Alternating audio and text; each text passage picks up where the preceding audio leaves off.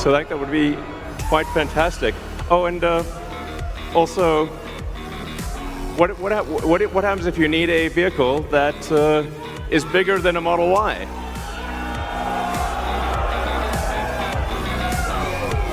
The Robovan.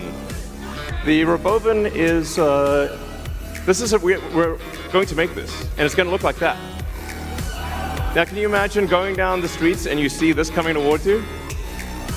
That'd be sick.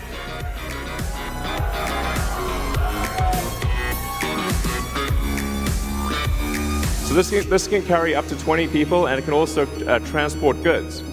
So you can configure it for goods transport within a city, or transport of up to 20 people at a time.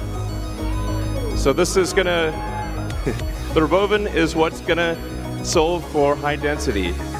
So if you want to take a sports team somewhere, or you're looking to really get the cost of travel down to, I don't know, 5-10 cents a mile, then you can use the Robovan. Some people call it the Robovan, but